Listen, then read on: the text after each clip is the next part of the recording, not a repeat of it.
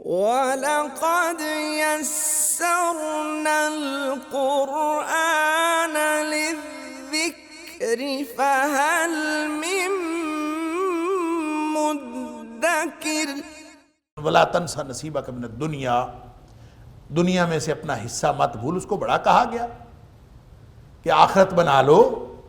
ہاں دنیا میں بھی ٹھیک ہے، جیسے ہم کہتے ہیں، جیسے قرآن نے کہا ربنا آتنا فی الدنیا حسنۃ وفی الآخرۃ حسنۃ وقنا عذاب النار. اللہ دنیا میں بھی اچھائی بھلائی عطا فرما، آخرت میں بھی بھلائی عطا فرما.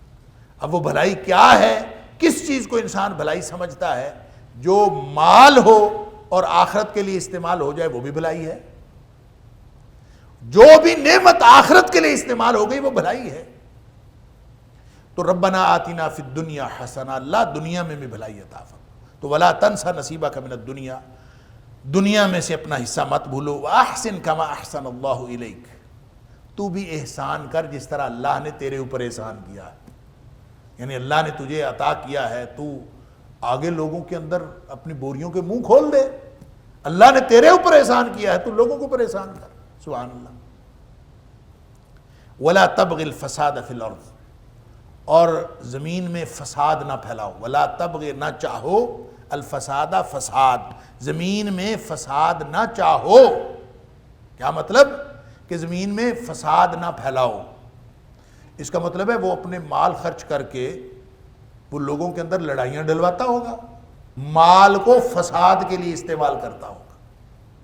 لہذا اس کو کہا گیا ولا تبغ الفساد فی الارض، اپنے مال کے ذریعے سے زمین میں فساد نہ چاہو. ان اللہ لا يحب المفسدین، اللہ فسادیوں کو پسند نہیں کرتا. لہذا کسی قسم کا بگاڑ نہ مت. جس کے پاس پیسہ ہوتا ہے وہ سب کچھ کر سکتا ہے. پیسے سے ہر بندہ تو خریدا جا سکتا ہے، ہر بندے کی قیمت ہوتی ہے. بھائی آپ کسی کو کہیں کہ بھائی مجھ سے 1,00,000 روپے لے لو، یہ فلاں کام کر دو، کہ چل نکل. ایماندار آدمی ہوگا نا. تو اسی ایماندار کو آپ کہہ دیں کہ میں تمہیں 1 کروڑ دیتا ہوں، تو پھر بھی ہو سکتا ہے وہ کہیں چل نکل. تو وہیں بیٹھے بیٹھے آپ اس کو کہیں میں تمہیں 1 ارب دیتا ہوں، یا اس کو کہیں کہ میں چند ارب تمہیں دیتا ہوں، تو دیکھیں وہ سوچنا شروع ہو جائے گا بھی یار اتنے سارے پیسے ہیں تو کیا حرج ہے کہ تھوڑا سا کام ادھر ادھر کر لیا جائے. یعنی قیمت ہر بندے کی ہے، سوائے اس کے کہ اللہ تعالیٰ ایمان سلامت رکھے، وگرنہ ہر آدمی بک جاتا ہے. انا للہ و انا الیہ راجعون. تو فساد کا سب سے بڑا ذریعہ دولت ہوتی ہے. دولت کے ذریعے جتنا فساد پھیلایا جا سکتا ہے کسی اور چیز کے ذریعے سے اتنا فساد نہیں پھیلایا جا سکتا. ولا تبغ الفساد فی الارض، زمین میں فساد نہ پھیلاؤ. ان اللہ لا يحب المفسدین، اللہ فسادیوں کو پسند نہیں کرتا. قال انما اوتیت علی علم عندی. اب دیکھیں کہنے والوں نے اس کو کیا کہا کہ اللہ نے تجھے عطا کیا ہے، تو اللہ آخرت کا گھر بنا لے اس کے ذریعے سے، دنیا سے اپنا حصہ مت بھول، لوگوں کے اوپر احسان کیا کر جیسے تجھے اللہ نے تیرے اوپر احسان کیا. اب لوگوں نے اس طرح کی باتیں کی، اس کا مائنڈ سیٹ ہی اور ہے. وہ کہتے ہیں اس کا اللہ تعالیٰ کے فضل کے ساتھ کیا تعلق؟ وہ کہتے ہیں انما اوتیت علی علم عندی، میں نے اپنے علم کے زور پر کمایا ہے جو کچھ کمایا ہے. انما اوتیتہ، میں یہ دیا گیا ہوں، علی علم، علم کی وجہ سے، عندی جو میرے پاس ہے، میں اپنے علم کی بنیاد پر میں نے یہ سارا کچھ کمایا ہے. اللہ اکبر. لہذا اس کا اللہ کے فضل کے ساتھ کیا تعلق؟ انا للہ و انا الیہ راجعون. یہ عام لوگ بھی یہی کہتے ہیں. قرآن نے سورہ زمر میں، یہ تو قارون تھا نا، اتنے بڑے خزانوں کا مالک، تو چھوٹے موٹے دولت مند آپ ان سے بات کریں تو وہ ان کی باتیں سہاری نہیں جاتی. وہ کہتے ہیں ہم نے کمایا، ہم نے میرے اپنے ہاتھوں سے، میں نے اپنے ہاتھوں کی کمائی ہے، میں نے یہ کیا ہے، میں نے یہ کیا ہے. یہ نہیں کہتے اللہ کے فضل سے ملا ہے، میں نے محنت کی ہے، اس سے ملا ہے. اور اللہ تعالیٰ فرماتا ہے کہ نعمت ملنے پر انسانوں کو عمومی رویہ بھی یہی ہوتا ہے. جیسے سورہ زمر کی آیت نمبر 49 کے اندر فرمایا یہی الفاظ، انما اوتیت علی علم، کہ مجھے بھی دیا گیا ہے اللہ کے علم کے باوجود. اب اچھا اس کے 2 معنی ہو سکتے ہیں، دوسرا ترجمہ بھی ہو سکتا ہے، میں کر دوں. دیکھیں ایک ترجمہ تو یہ ہے کہ میں نے تو اپنے علم کے زور پر لیا ہے، دوسرا ترجمہ یہ ہے کہ انما اوتیتہ علی علم، مجھے یہ دیا گیا ہے علم کے باوجود، یعنی اللہ کے پاس علم ہے کہ میں کیسا ہوں، اللہ کو علم ہے کہ میں کتنی صلاحیتوں کا مالک ہوں، تو اللہ نے میری ساری صلاحیت کے علم ہونے کے باوجود مجھے یہ دیا ہے، تو اس کا مطلب ہے میں تو مستحق ہوں اس کا، میرا استحقاق سمجھا ہے اللہ نے تو مجھے دیا ہے۔ ایک ترجمہ تو یہ کہ میں نے اپنے علم کے زور پر کمایا ہے، دوسرا یہ کہ اللہ کے علم کے باوجود مجھے ملا ہے کہ گویا میں مستحق ہوں، اللہ نے مجھے اس کا استحقاق دیا ہے تو مجھے عطا کر دیا ہے۔ تو یہ عام انسان بھی یہی کہتا ہے، جیسے سورہ زمر میں نے عرض کیا انما اوتیت علی علم، اللہ نے باوجود علم کے مجھے عطا کیا ہے۔ کیا مطلب؟ کہ باوجود علم کے کہ میں مستحق ہوں، اللہ نے گویا مجھے مستحق سمجھا تو دیا ہے، تجھے مستحق نہیں سمجھا، مجھے مستحق سمجھا ہے، تو گویا یہ بھی میری خوبی ہے، نعوذ باللہ من ذالک، مجھے مستحق سمجھا تو مجھے دے دیا۔ تم کون ہوتے ہو؟ جیسے سورہ حامیم سجدہ میں بھی کہا کہ انسان کے پاس جو کچھ ہوتا ہے یہ کہتا ہے ھذا لی، یہ میں ہی اس کا استحقاق رکھتا تھا، میں ہی مستحق تھا، اس لیے مجھے مل گیا ہے یہ۔ لہذا یہ عام لوگوں کی فطرت یہ ہوتی ہے، تو اگر جیسے میں عرض کیا کرتا ہوں ہمیشہ کہ ہر بندہ ہی فرعون ہوتا ہے، بس وہ کرسی چھوٹی بڑی کا فرق ہوتا ہے۔ انا للہ و انا، اور جس کے پاس اتنی بڑی طاقت ہو جتنی فرعون کے پاس تھی تو وہ فرعون ہی بنے گا، پھر اور کیا بنے گا؟ چھوٹے چھوٹے فرعون تو چھوٹی چھوٹی کرسیوں پہ بھی بیٹھے ہوتے ہیں۔ تو اسی طرح دولت مند لوگوں کی بات ہے، جیسے قارون تھا تو قارون جتنی دولت کسی کے پاس ہوگی تو اتنا بڑا فسادی ہوگا، تو جتنی جس کے پاس بڑی دولت ہے پھر وہ کہتا ہے کہ میرا استحقاق ہے، یہ میں تو اس کا مستحق ہوں۔ ایسی کیا بات ہے؟ اللہ اکبر، اللہ تعالیٰ فرماتا ہے اولم یعلم ان اللہ قد اہلک من قبلہ من القرون من هو اشد منہ قوۃ واکثر جمعا، کیا وہ نہیں جانتا ان اللہ قد اہلک من قبلہ، کہ بے شک اللہ تعالیٰ نے اس سے پہلے ہلاک کر ڈالا ہے، من القرون مختلف زمانوں سے، من ایسے لوگوں کو جو ہوا اشد منہ قوۃ واکثر جمعا، جو طاقت کے اعتبار سے اس سے کہیں زیادہ تھے اور اپنے خاندان یا اپنے جماعت اور جو اس کا جتھا تھا اس کے اعتبار سے کہیں زیادہ اکثریت میں تھے، ان کو بھی اللہ تعالیٰ نے تباہ و برباد کر دیا۔ یعنی وہ دولت کی بنیاد پر سمجھتا ہے کہ بس میں اور میری دولت اور میں یہ کر لوں۔ اللہ تعالیٰ فرماتا ہے کہ اس کو اتنی بات نہیں پتہ، وہ کہتا ہے کہ انما اوتیت علی علم عندی، یہ میں نے علم کے زور پر لی ہے، تو اس کو یہ نہیں پتا کہ اس سے پہلے اللہ تعالیٰ نے اس سے کہیں زیادہ طاقت والے اور کہیں زیادہ جماعت کی اکثریت والوں کو اللہ تعالیٰ نے تباہ و برباد کر دیا۔ اولم یعلم، کیا وہ نہیں جانتا ان اللہ قد اہلک من قبلہ من القرون من ہو، کتنی نسلیں اللہ تعالیٰ نے تباہ و برباد کر دی ہیں جو زیادہ تھیں قوت کے اندر، واکثر جمعا، اور بلحاظ جماعت یا بلحاظ مال بہت زیادہ تھے۔ وَلَا يُسْأَلُ عَنْ ذُنُوبِهِمُ الْمُجْرِمُونَ، اور مجرموں سے ان کے گناہوں کے بارے میں نہیں پوچھا جاتا۔ وَلَا يُسْأَلُ، اور نہیں پوچھا جاتا یا پوچھا جائے گا، عَنْ ذُنُوبِهِمْ، ان کے گناہوں کے بارے میں، المجرمون، مجرمون سے۔ عجیب سٹیٹمنٹ ہے کہ مجرموں سے ان کے گناہوں کے بارے میں پوچھا نہیں جائے گا، حالانکہ مجرموں سے ہی تو پوچھا جائے گا۔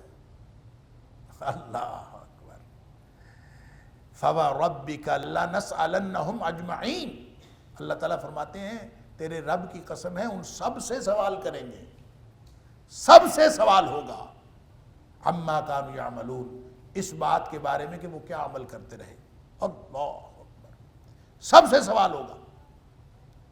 یا پھر قرآن نے کہا کہ ثُمَّ لَتُسْأَلُنَّ يَوْمَئِذٍ عَنِ النَّعِيمِ، ہر قسم کی نعمت کے بارے میں سوال، اعمال کے بارے میں بھی سوال ہوگا اور نعمتوں کے بارے میں بھی سوال ہوگا۔ یہاں فرمایا گیا وَلَا يُسْأَلُ عَنْ ذُنُوبِهِمُ الْمُجْرِمُونَ، مجرموں سے ان کے گناہوں کے بارے میں نہیں پوچھا جائے گا، حالانکہ سوال تو ہوگا۔ دوسرے مقام پر جو میں نے عرض کر دیا فرمایا گیا کہ لازماً سوال ہوگا تیرے رب کی قسم. تو دونوں میں تطبیق یہ ہے کہ جس وقت عذاب آتا ہے نا دنیا میں، لوگ اپنے گناہوں کے سبب، اپنے کرتوتوں کے سبب عذاب کے مستحق ہو جاتے ہیں، تو اس وقت یہ نہیں پوچھا جاتا کہ تم گناہ کر رہے ہو کہ نہیں کر رہے، اس کے اوپر ان کے اوپر عذاب مسلط کر دیا جاتا. یہ جو پوچھا جائے گا یہ قیامت والے دن پوچھا جائے گا. یہاں جب عذاب آتا ہے تو پھر وہ سب کو رگڑ دیتا، اور مجرموں کے اوپر خاص طور پر عذاب تو مجرموں کے اوپر آتا ہے، لیکن مجرموں کے ساتھ بعض اوقات نیک لوگ بھی رگڑے جاتے ہیں.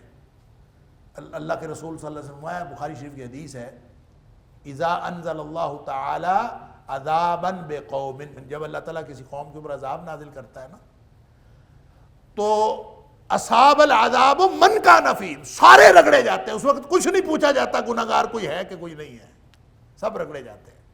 اس وقت یہ فرمایا ولا یسأل عن ذنوبہم المجرمون، مجرموں سے ان کے گناہوں کے بارے میں نہیں پوچھا جاتا، بس عذاب میں مبتلا کر دیا جاتا. البتہ اس میں جو بے گناہ رگڑے جاتے ہیں ان کے بارے میں پھر اللہ تعالیٰ نے فرمایا ثم بعثوا علی اعمالہم، جب عذاب آتا ہے سب رگڑے جاتے ہیں. ثم بعثوا علی اعمالہم، قیامت کے دن جب اٹھایا جائے گا تو ہر ایک کو اس کے عمل کے مطابق اٹھایا جائے گا. دنیا میں جب رگڑا آتا ہے، جب عذاب آتا ہے تو سب رگڑے جاتے ہیں. اللہ تعالیٰ معاف فرمائے. فخرج علی قومہ فی زینتہ، اس کو نہیں سمجھ آئی، سب کچھ سمجھایا گیا اس کو، وہ قانون نہیں سمجھا. اور اللہ تعالیٰ فرماتے ہیں فخرج علی قومہ فی زینتہ، جب وہ نکلتا ہوگا تو ایسے ہی نکلتا ہوگا. یعنی اتنا دولت مند آدمی، وہ پورے پروٹوکول کے ساتھ، یہاں تو کچھ چھوٹا موٹا دولت مند آدمی جو ہے اس کو ہم اس کا پروٹوکول دیکھ کے حیران رہ جاتے ہیں. 15 20 گاڑیاں چلتی ہیں، پھر پتہ چلتا ہے اچھا یہ فلاں جا رہا تھا. تو اس وقت کا اتنا بڑا دولت مند وہ جب نکلتا ہوگا تو کس قدر پروٹوکول کے ساتھ نکلتا ہوگا، کس قدر خدم و حشم کے ساتھ نکلتا ہوگا. تو وہ نکلا اسی طرح سے. اللہ تعالیٰ فرماتے ہیں فخرج علی قومہ، وہ ایک دن نکلا اپنی قوم کے اوپر فی زینتہ، اپنی پوری آرائش کے ساتھ، پورے پروٹوکول کے ساتھ، پورے کر و فر کے ساتھ بس نکلا. اور جب وہ نکلا تو اس کی سواری دیکھ کر، اس کا پروٹوکول دیکھ کر، کتنا بڑا قافلہ ہوگا، وہ دیکھ کر لوگ حسرت تو آتی ہے. قال الذین یریدون الحیات الدنیا، وہ لوگ جو دنیا کی زندگی چاہتے ہیں انہوں نے کہا یا لیت لنا مثل ما اوتی قارون، کاش ہمیں بھی وہ کچھ دیا جاتا جو قارون کو دیا گیا.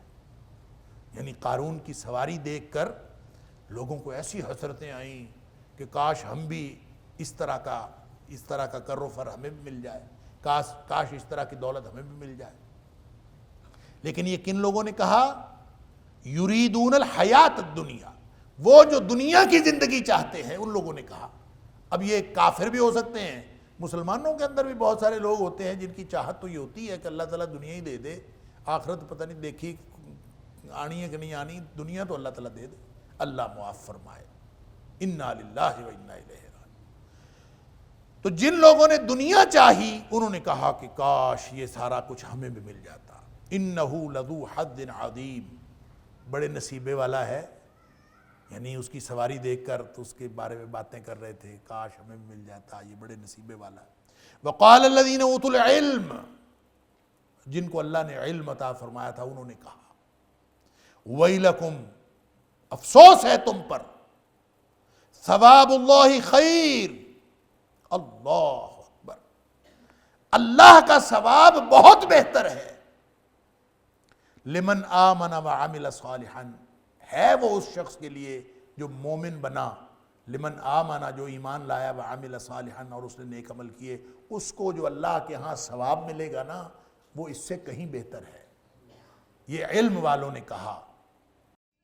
وَلَقَدْ يَسَّرْنَا الْقُرْآنَ لِلذِّكْرِ فَهَلْ مِن مُدَّكِرٍ وَلَقَدْ يَسَّرْنَا يسرنا القرآن للذكر فهل من مدكر وَلَا يُلَقَّاهَا إِلَّا الصَّابِرُونَ، اور وہ ہر ایک کو ملتا نہیں ہے، وہ صرف ان کو ملتا ہے جو صبر کرنے والے ہیں۔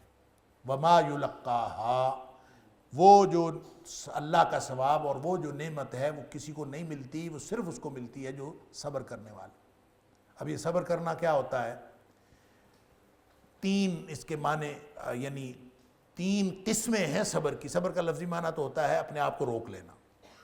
روک لینے والے کس طرح کے صبر؟ صبر کا معنی ہوتا ہے روک لینا، اور شریعت کی اصطلاح میں صبر ہر اس فطری رد عمل کو روک لینے کا نام ہے جو انسان کے اندر کسی بھی سچویشن کو دیکھ کر پیدا ہوتا ہے، لیکن انسان اس کو اللہ اور اس کے رسول صلی اللہ علیہ وسلم کی مرضی کی وجہ سے روک لیتا، اللہ اور اس کے رسول صلی اللہ علیہ وسلم کے حکم کی وجہ سے روک لیتا۔ آپ کے اندر ایک صلاحیت ہے، ایک داعیہ پیدا ہوا اور آپ نے روک لیا کہ نہیں یہ نہیں کرنا۔ صدمہ ہوا، چیخنے چلانے کا داعیہ پیدا ہوا، نہیں یہ نہیں کرنا، اللہ کے رسول صلی اللہ علیہ وسلم منع کیا۔ یہ صبر ہے۔ آپ کے اندر داعیہ پیدا ہوا دشمن کو دیکھ کر کہ دشمن بڑا ہے، بھاگ جاؤں یہاں سے۔ فرمایا جب دشمن سے آمنا سامنا ہو جائے تو جو شخص میدان چھوڑ کے بھاگ جائے اس پر اللہ کا غضب نازل ہوتا ہے۔ وہاں آپ نے ڈٹ جانا ہے، ڈٹ جانا صبر ہے۔ لہذا مختلف مقامات پر مختلف چیزوں کا نام صبر ہے۔ کہیں چھلانگ لگا دینا صبر ہے، کہیں رک جانا صبر ہے۔ اس لیے علماء نے تین قسمیں کی ہیں: صبر علی الطاعات، اللہ اور اس کے رسول صلی اللہ علیہ وسلم کی اطاعت کرنے کے کاموں میں صبر، صبر عن المعصیات، گناہوں سے بچنے کے لیے صبر، وصبر علی المصیبات، اور جتنی مصیبتیں پریشانیاں آتی ہیں ان کے اوپر صبر۔ تو یہ تینوں قسم کا صبر جو لوگ کرتے ہیں ان کو اللہ تعالیٰ آخرت کا وہ ثواب دیتا ہے، وہ جو اللہ تعالیٰ نے بہترین ثواب تیار کر رکھا ہے۔ سبحان اللہ۔ تو اہل علم نے ان کو یہ کہا کہ یہ اللہ نے جو ثواب تیار کر رکھا ہے وہ کیا ہے، اس کی ڈسکرپشن کیا ہے؟ یعنی دنیا کی مال و دولت تو اللہ نے ڈسکرائب کر دی کہ بڑی جماعت ان کا خزانہ اٹھاتی تھی، تو سب کچھ بھی مل جائے تو پھر وہ وہاں جو ملنا ہے وہ کیا ہے؟ تو نبی کریم صلی اللہ علیہ وسلم نے جو فرمایا، حدیث قدسی ہے، اللہ فرماتا ہے، بخاری شریف کے اندر، مسلم شریف کے اندر موجود، کہ نبی پاک صلی اللہ علیہ وسلم فرمایا، اللہ فرماتا ہے اعددت لعباد الصالحین، میں نے اپنے نیک بندوں کے لیے جو کچھ تیار کر رکھا ہے وہ پتہ ہے کیا ہے؟ ما لا عین رأت، جس کو کسی آنکھ نے کبھی دیکھا نہیں، ولا اذن سمعت، اور کسی کان نے کبھی اس کے بارے میں سنا نہیں، ولا خطر علی قلب بشر، اور کسی بشر کے دل پر کبھی خیال بھی نہیں گزرا کہ کتنی بڑی نعمتیں ہیں۔ سبحان اللہ۔ تو وہ ویسے تو اس کو ہم سمجھ نہیں سکتے کہ وہ کتنی اللہ نے نعمت بنائی ہے، لیکن ایسے ہی سمجھنے کے لیے کہ اس دنیا سے وہ کتنی بہتر ہے، نبی کریم صلی اللہ علیہ وسلم نے فرمایا جو آخری جنتی جائے گا نا جنت میں، آخری جو جہنم سے اپنے گناہوں کی سزا بھگت کے نکلا ہوگا، پھر وہ اللہ سے دعا کرے گا اللہ مجھے جہنم سے باہر نکال دے، اللہ تعالیٰ اس کو جہنم سے باہر نکال دے گا، پھر اس کو جہنم سے وہ حدت آ رہی ہوگی، اللہ دور کر دے، پھر اللہ تعالیٰ اس کو دور کر دے گا، پھر یہ ایک سایہ دیکھے گا، یا اللہ اس سائے درخت کے سائے میں ڈال دے، پھر اس کو جنت کا دروازہ نظر آئے گا، یا اللہ مجھے جنت کے دروازے پہ ڈال دے۔ تو یہ لمبی حدیث، تو پھر اللہ تعالیٰ فرمائے گا میں جنت کے دروازے پہ جو ڈال دیتا ہوں کچھ اور تو نہیں مانگے گا؟ کہتے نہیں میں کچھ نہیں مانگتا، بس وہاں تک۔ تو اللہ تعالیٰ جنت کے دروازے پہ ڈال، پھر اندر سے آوازیں خوشبوئیں آئیں گی، پھر اس کا دل کرے گا اندر جاؤں، پھر کہے گا یا اللہ مجھے جنت ہی دے دے، اللہ تعالیٰ مسکرا دے، اللہ تعالیٰ فرمائے گا جا جنت میں چلا۔ وہ جنت میں جھانکے گا تو اس کو جنت بھری ہوئی نظر آئے گی، کہے گا یا اللہ وہاں تو جگہ ہی نہیں ہے، آخری جنت ہی۔ نبی کریم صلی اللہ علیہ وسلم فرمایا اللہ اس کو فرمائے گا تو جا تو صحیح اندر داخل ہو، تیرے لیے دنیا سے 10 گنا بڑی جنت ہے، اس دنیا سے 10 گنا بڑی جنت اس جنتی کی ہے جو سب سے آخری جنتی ہے۔ تو جو سب سے پہلا جنتی اور جنت الفردوس والے جو ہوں گے ان کی جنتیں کتنی بڑی بڑی ہوں گی، اور کیا کچھ اللہ تعالیٰ نے وہاں پہ رکھا ہے۔ اس لیے فرمایا کہ ثواب اللہ خیر، جو اللہ کے ہاں ثواب ہے وہ بہتر ہے، اور ملے گا ان کو لمن آمن وعمل صالحا، جو ایمان لائے اور عمل صالح کرے، ولا یلقاہ الا الصابرون، اور صابروں کے علاوہ وہ کسی کو نہیں ملتا۔ تو صبر کرنے والے کون ہیں؟ جو اللہ اور اس کے رسول صلی اللہ علیہ وسلم کی اطاعت میں لگے رہتے ہیں، نافرمانی سے بچنے کی کوشش میں لگے رہتے ہیں، مصیبتوں پر صبر کرتے ہیں، تینوں قسم کا صبر کرتے ہیں، تو اللہ تعالیٰ ان کو یہ عطا فرماتا ہے۔ تو یہ کہنے والوں نے کہا، سمجھانے والوں نے سمجھایا، لیکن کسی کی سمجھ میں یہ بات نہیں آئی، آتی نہیں ہے، اور بندہ سمجھتا ہے کہ دنیا کا مال، اتنا مال، یہ تو یعنی جو فائدہ سامنے نظر آ رہا ہوتا ہے نا، یہ انسان کو یہ دماغ خراب کرتا ہے۔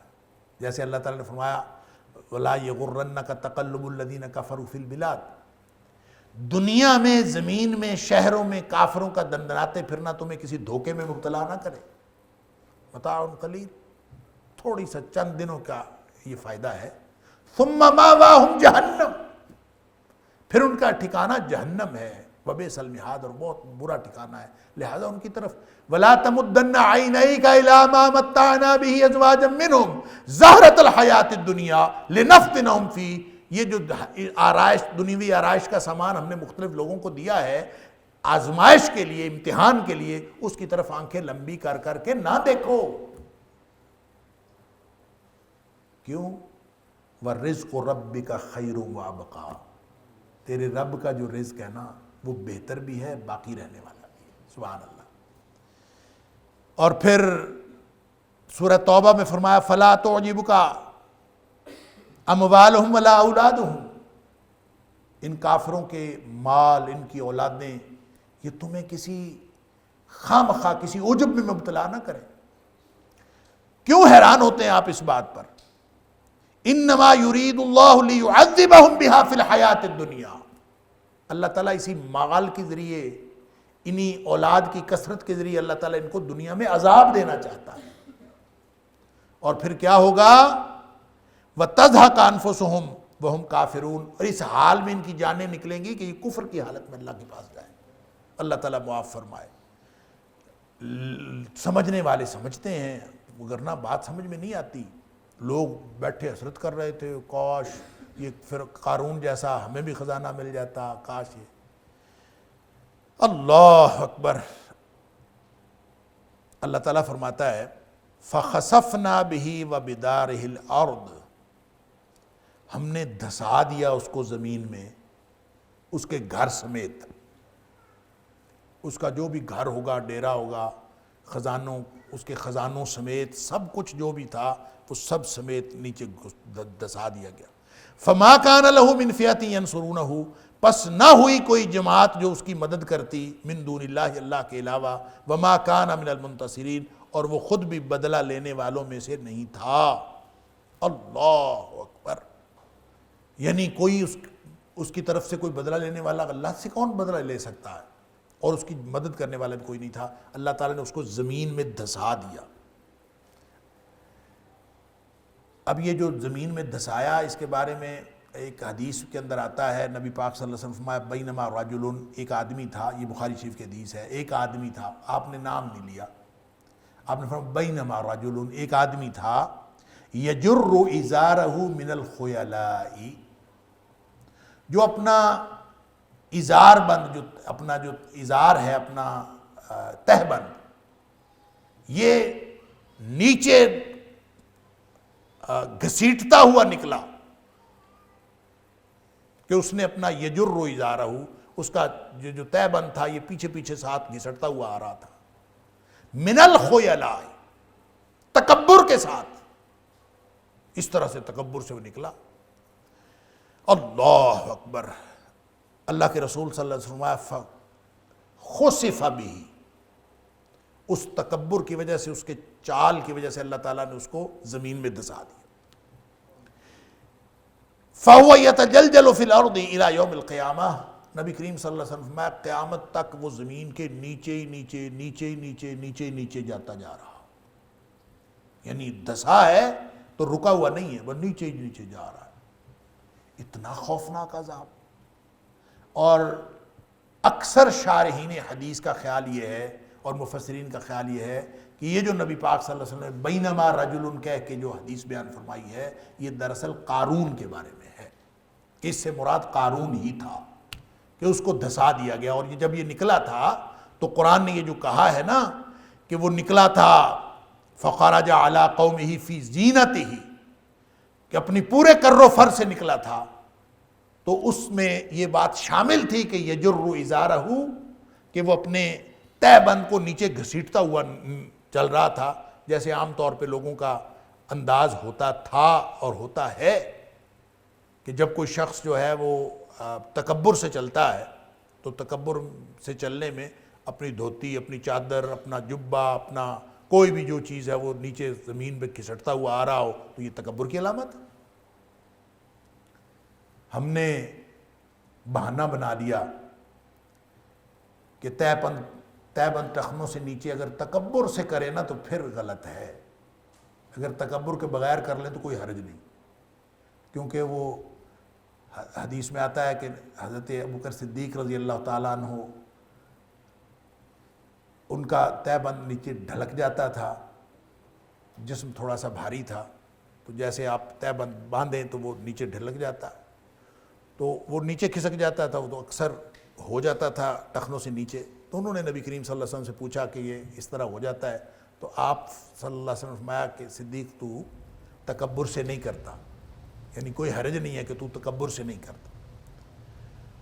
تو اس سے ہم نے بنا لیا کہ تکبر سے اگر نہ کریں تو پھر خیر ہے، لہذا تہ بند نیچے رکھنا یہ عام مسلمانوں کا عام ہی رواج بن گیا، انا للہ و انا الیہ راجعون۔ حالانکہ تہ بند نیچے رکھنا اور بات ہے، نیچے ہو جانا اور بات ہے۔ کسی بندے کا اگر عادت ہو کہ وہ ہمیشہ تہ بند ٹخنوں سے اوپر رکھتا ہے، تو کسی دن اگر نیچے ہو جائے تو ظاہر ہے وہ تکبر سے نہیں کر رہا، تو یہ صدیق اکبر رضی اللہ تعالیٰ عنہ والی کیفیت تھی۔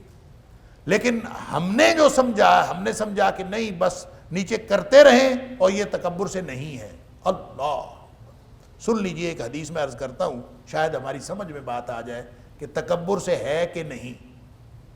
دیکھیں، ایک تو اس بارے میں یہ سمجھ لیجئے کہ نبی کریم صلی اللہ علیہ وسلم نے تہ بند کو ٹخنوں سے نیچے ہونے کو تکبر کے علاوہ بھی، نماز کے علاوہ بھی عمومی طور پر آپ نے فرمایا کہ ما اسفل من القعبین من الازار ففی النار، اس میں نہ کوئی تکبر کا ذکر ہے، کسی چیز کا ذکر نہیں۔ آپ نے فرمایا مردوں کا تہ بند جو بھی ٹخنوں سے نیچے ہے وہ جہنم میں ہے۔ اندازہ کریں، اتنی خوفناک وعید ہے، لیکن ہمیں سمجھ نہیں آتی۔ یہاں جو اس کے قارون کے فخر سے چلنے کی جو نبی کریم صلی اللہ علیہ وسلم کیفیت بیان فرما رہے ہیں، آپ فرما رہے ہیں کہ وہ چلا ہی ایسے تھا، یجر ازارہ من الخیلاء، وہ تکبر سے اپنا نیچے چھوڑ کے چلا تھا، تو اللہ تعالیٰ نے اس کو زمین میں دھسا دیا۔ اتنی خوفناک بات۔ وَلَقَدْ يَسَّرْنَا الْقُرْآنَ لِلذِّكْرِ فَهَلْ مِن مُدَّكِرٍ وَلَقَدْ يَسَّرْنَا الْقُرْآنَ لِلذِّكْرِ فَهَلْ مِن مُدَّكِرٍ۔ تو نبی کریم صلی اللہ علیہ وسلم نے فرمایا وَارْفَعْ إِزَارَكَ إِلَى نِصْفِ السَّاقِ۔ اللہ اکبر، اپنا جو تہ بند ہے نا اس کو نصف پنڈلی تک اونچا رکھا کرو، نصف پنڈلی تک۔ فَإِنْ أَبَيْتَ، اور اگر آپ یہ بات نہیں ماننا چاہتے نصف پنڈلی والی، فَإِلَى الْكَعْبَيْنِ، تو پھر کم از کم اس کو ٹخنوں سے اوپر ضرور رکھنا ہے۔ ٹخنوں سے اوپر اگر نہ ہوا تو پھر کیا ہے؟ اس کے بعد نبی کریم صلی اللہ علیہ وسلم نے فرمایا وَإِيَّاكَ وَإِسْبَالَ الْإِزَارِ، کہ دیکھو یہ ٹخنوں سے نیچے تہ بند کرنے سے بچ جاؤ، فَإِنَّهَا مِنَ الْمَخِيلَةِ، یہ جو ٹخنوں سے نیچے ہوتا ہے نا یہ ہوتا ہی تکبر سے ہے۔ یہ ابو داؤد شریف کی حدیث ہے، اور صحیح حدیث ہے کہ جو ٹخنوں سے نیچے ہوتا ہی تکبر سے ہے. فَإِنَّهَا مِنَ الْمَخِيلَةِ، یہ ہوتا ہی تکبر سے. ہم کہتے ہیں ہم تکبر سے نہیں کرتے، اگر آپ نیچے رکھتے ہیں تو یہ تو ہوتا ہی تکبر سے. وہ ایک بچہ مجھ سے پوچھ رہا تھا کہ سر جی تکبر سے نہ کریں تو کیا حرج ہے؟ میں نے کہا کہ یہ بتاؤ کہ آپ نیچے کیوں رکھنا چاہتے ہیں، اوپر کیوں نہیں کرنا چاہتے؟ اس لیے ہی نا کہ اگر ٹخنوں سے اوپر کر لیتے تو پرسنالٹی ڈاؤن ہوتی ہے. تکبر تو چھوڑے نا، تکبر کی تو بات ہی نہیں کرتے. اگر آپ ٹخنوں سے نیچے کرتے ہیں تو آپ کے خیال میں آپ کی پرسنالٹی اپ ہوتی ہے، اگر آپ ٹخنوں سے اوپر کرتے ہیں پرسنالٹی ڈاؤن ہوتی ہے. تو یہ پرسنالٹی ڈاؤن ہونا اور پرسنالٹی اپ ہونا کیا ہوتا ہے؟ یہی تو تکبر ہے، اپنے آپ کو بڑا بنانا، اپنے آپ کو چھوٹا بنانا. ٹخنوں سے اوپر کرتے ہیں پرسنالٹی چھوٹی بنتی ہے، ہمارا خیال یہ ہے، اس لیے ہم اس کو نیچے کرنا چاہتے ہیں. یہی وہ تکبر ہے جو ہمارے دل سے اللہ نکالنا چاہتا. اس لیے فرمایا فَإِنَّهَا مِنَ الْمَخِيلَةِ، یہ ہے ہی تکبر، یہ ہے ہی اِنَّهَا مِنَ الْمَخِيلَةِ، یہ تکبر سے ہے، تکبر کے بغیر ہوتا ہی نہیں ہے. وَإِنَّ اللَّهَ لَا يُحِبُّ الْمَخِيلَةِ، اور یہ تکبر اللہ کو پسند نہیں ہے. ٹخنوں سے نیچے تکبر ہے، اظہار کرنا، اور اس سے بچ جاؤ، یہ تکبر ہے. اللہ.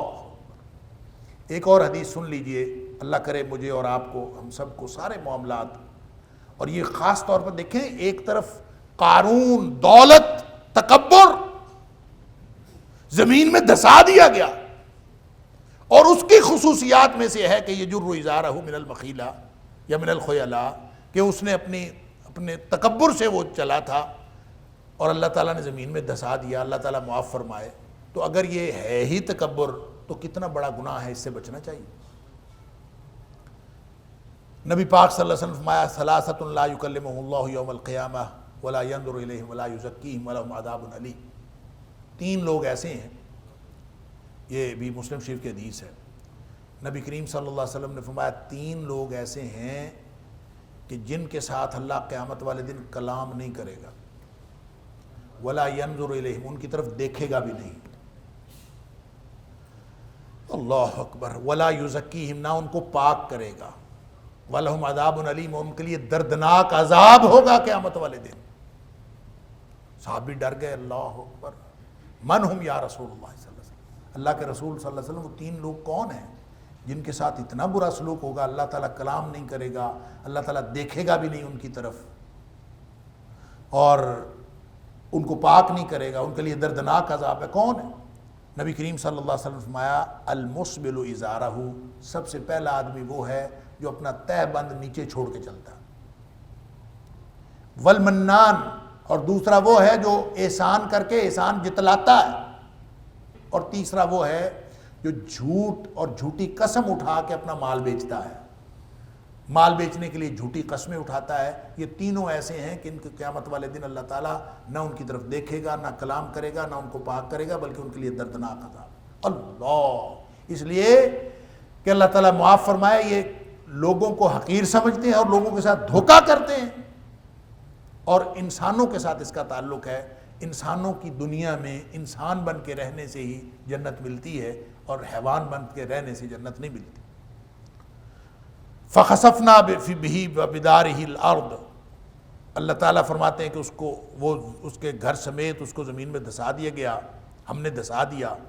فَمَا كَانَ لَهُ مِنْ فِئَةٍ يَنْصُرُونَهُ مِنْ دُونِ اللَّهِ، اس کو کوئی جماعت نہ ایسی ہوئی جو اس کی مدد کرتی اللہ کے علاوہ. وَمَا كَانَ مِنَ الْمُنتَصِرِينَ، اور نہ وہ خود بدلہ لینے کے قابل تھا. فَأَصْبَحَ الَّذِينَ تَمَنَّوْا مَكَانَهُ بِالْأَمْسِ يَقُولُونَ، اللہ اکبر، وہی جو کل باتیں کر رہے تھے نا کہ کاش ہم اس کی جگہ ہوتے. وَأَصْبَحَ الَّذِينَ، اور ہو گئے وہ لوگ، یا صبح کی ان لوگوں نے، دونوں طرح ترجمہ ہو سکتا ہے، صبح کی ان لوگوں نے یا ہو گئے وہ لوگ، تمنوا مکانہ بالامس، جنہوں نے تمنا کی تھی کہ ہم اس کے مقام و مرتبے پہ ہوں کل. بالامس، امس کا مطلب ہوتا ہے گزشتہ کل. گزشتہ کل جن لوگوں نے یہ جو تمنا کر رہے تھے حسرت کر رہے تھے کہ کاش ہم اس کی جگہ ہوتے، اب انہوں نے خود زمین میں دھستے ہوئے دیکھ لیا اس کو، تو اب وہ کیا کہتے ہیں وَإِكَأَنَّ اللَّهَ يَبْسُطُ الرِّزْقَ لِمَن يَشَاءُ مِنْ عِبَادِهِ وَيَقْدِرُ۔ اللہ، اب وہ کہتے ہیں ہائے افسوس کہ اللہ تو بس جس کو چاہتا ہے رزق کشادہ کرتا ہے اور جس کا چاہتا ہے رزق تنگ کر دیتا ہے، گویا رزق کوئی فضیلت کی علامت نہیں ہے۔ یہ جو وہی کا انا ہے نا، اس کے بارے میں دو قول ہیں۔ ایک تو قول یہ ہے کہ یہ وَيْلَكَ اعْلَمْ أَنَّ اس کا مخفف ہے، وَيْلَكَ اعْلَمْ أَنَّ اس کا مطلب ہے افسوس ہے جان لو کہ، افسوس ہے تجھ پر یا افسوس ہے جان لو کہ۔ ایک تو یہ، دوسرا یہ ہے کہ علم تارا کی جگہ پہ آتا ہے، علم تارا، کیا تو نے دیکھا نہیں؟ یعنی وہی لوگ جو گزشتہ کل حسرت کر رہے تھے کہ کاش اس کا مقام و مرتبہ ہمیں مل جائے، آج وہ کہتے ہیں علم تارا، کیا تم نے دیکھا نہیں کہ حقیقت یہ ہے کہ اللہ یبسط الرزق لمن یشاء، اللہ تعالیٰ جس کو چاہتا ہے رزق کھلا عطا کرتا ہے، کشادہ کرتا ہے، وَيَقْدِرُ جس کو چاہتا ہے تنگ کر دیتا ہے۔ لولا امن اللہ علینا، اگر اللہ ہمارے اوپر احسان نہ کرتا، لولا امن اللہ علینا، اگر اللہ نے ہمارے اوپر احسان نہ کیا ہوتا، لَخَسَفَ بِنَا تو ہمیں بھی دھسا دیتا، یعنی ہم نے جو حسرت کی تھی کہ ہم اس کی جگہ پہ ہو جاتے ہیں، تو شکر ہے کہ ہم اس کی جگہ پہ نہیں ہوئے، اللہ نے ہمارے اوپر احسان کیا، ہم بچ گئے۔ وَإِكَأَنَّهُ افسوس ہے کہ یہ جان لو، لا یفلح الکافرون، بے شک اللہ کافروں کو کبھی بھی کامیاب نہیں کرتا، یہ کافر کبھی بھی کامیاب نہیں ہوتے۔ اللہ تعالیٰ کبھی بھی کافر کبھی کامیاب نہیں ہوتے۔ یہ ایک قانون ہے کہ کافر کے پاس جتنی مرضی دولت ہو، اس کو اپنی دولت کی وجہ سے کامیاب ہو جائے گا، یہ نہیں ہو سکتا۔ تو یہ یعنی ایک ہی دن بعد لوگوں کے سب کے خیالات بدل گئے کہ اللہ تعالیٰ نے جس کو جتنی دولت دی ہے، یہ اللہ تعالیٰ کا کام ہے۔ اصل بات یہ ہے کہ یہ جو دنیا کی دولت ہے نا، یہ وجہ فضیلت نہیں ہے۔ لوگ سمجھتے ہیں یہ وجہ فضیلت ہے، یہ وجہ فضیلت نہیں ہے۔ جب حضرت ابراہیم علیہ السلام نے اللہ تعالیٰ سے دعا کی نا کہ یا اللہ یہ جو امامت ہے نا، یہ میری اولاد کو بھی دینا، تو اللہ تعالیٰ نے فرمایا لا ینال عہد الظالمین، ظالموں کے لیے میرا وعدہ نہیں۔ تو جب حضرت ابراہیم علیہ السلام نے پھر تھوڑی دیر بعد اسی وہیں پہ سورہ بقرہ میں ہی ہے کہ حضرت ابراہیم علیہ السلام نے دعا کی کہ یا اللہ مکہ شہر کو امن والا شہر بنا دے اور اس کے رہنے والوں کو رزق عطا کر، تو ساتھ خود ہی کنڈیشن لگا دی، یا اللہ اس کے رہنے والوں میں سے جو ایمان رکھتے ہیں ان کو رزق عطا کر۔ تو اللہ تعالیٰ نے فرمایا کہ جو ایمان نہیں رکھتے میں رزق ان کو بھی دوں گا۔ اس کا تعلق فضیلت کے ساتھ نہیں ہے، ایمان کے ساتھ نہیں ہے۔ یہ تو کچھ چھٹا ہے، اللہ تعالیٰ دیتا ہے، وہ کافروں کو بھی دیتا ہے، مسلمانوں کو بھی دیتا ہے، ماننے والوں کو بھی دیتا ہے، نہ ماننے والوں کو بھی دیتا ہے۔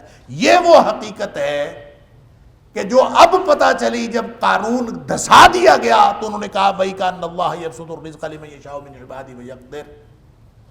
افسوس کے ساتھ انہوں نے یہ بات کی، افسوس ہے، جان لو اس بات کو کہ اللہ جسے چاہتا ہے کشادہ رزق عطا کرتا ہے اور جسے چاہتا ہے تنگ کر دیتا ہے، اور اگر اللہ ہمارے اوپر احسان نہ کرتا تو ہمیں بھی دھسا دیتا۔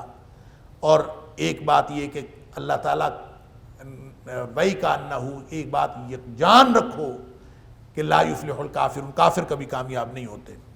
ایک قول ہے حضرت عبداللہ بن مسعود رضی اللہ تعالیٰ عنہ، وہ کہتے ہیں کہ اللہ تعالیٰ نے جس طرح سے تمہارے رزق تقسیم کیے ہیں، اسی طرح اللہ نے تمہارے اخلاق بھی تقسیم کیے ہیں۔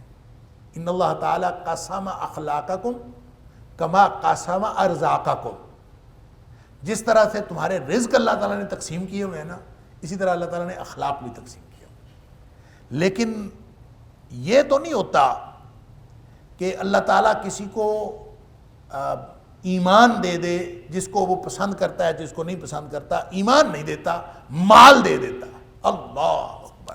فرماتے ہیں کہ ان اللہ یعطی المال من احب ومن لا یحب، اللہ تعالیٰ جس کو پسند کرتا ہے، جس کو پسند نہیں کرتا، دونوں کو مال دے دیتا ہے۔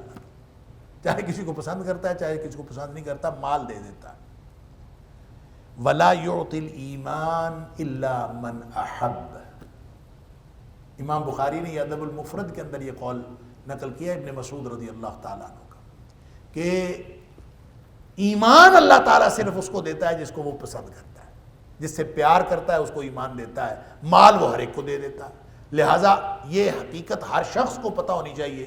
تو قارون کو دیکھنے والوں کو اس وقت نہیں سمجھ آئی، جس وقت وہ کر و فر کے ساتھ نکلتا تھا، سب حسرتیں کرتے تھے کہ شاید ہمیں بھی اس طرح کا مل جائے، لیکن اب جب وہ زمین میں دسا دیا گیا پھر سمجھ آئی، اور انہوں نے کہا کہ یا اللہ یہ جو معاملہ ہے یہ تو معاملہ ہی اور ہے، اللہ تعالیٰ جس کو چاہتا ہے رزق عطا کرتا ہے، جس کو چاہتا ہے نہیں۔ اللہ تعالیٰ فرماتا ہے تلک الدار الآخرۃ نجعلها للذین لا یریدون علوا فی الارض ولا فسادا والعاقبۃ للمتقین۔ جو آخرت کا گھر ہے وہ صرف ان نجعلها للذین لا یریدون علوا فی الارض ولا فسادا، یہ ہم ان کے لیے بنائیں گے، یعنی ان کو عطا کریں گے، لا یریدون جو نہیں چاہتے، علوا فی الارض زمین میں بڑا بننا نہیں پسند کرتے، ولا فسادا اور نہ ہی زمین میں فساد چاہتے ہیں، والعاقبۃ للمتقین ایسے متقین کے لیے ہی اصل انجام ہے، کہ جو آخرت جو اصل انجام ہے وہ متقین کا ہے۔ روحانی قوت کی اصل حیثیت ہے، مادی قوت کی اصل حیثیت نہیں۔ اللہ تعالیٰ ہم سب کو روحانی قوت، روح کی قوت جو ایمان ہے، اللہ تعالیٰ وہ عطا فرمائے۔ وآخر دعوانا الحمدللہ رب العالمین۔ إن هذا القرآن يهدي للتي هي أقوم ويبشر المؤمنين الذين يعملون الصالحات أن لهم أجرا كبيرا۔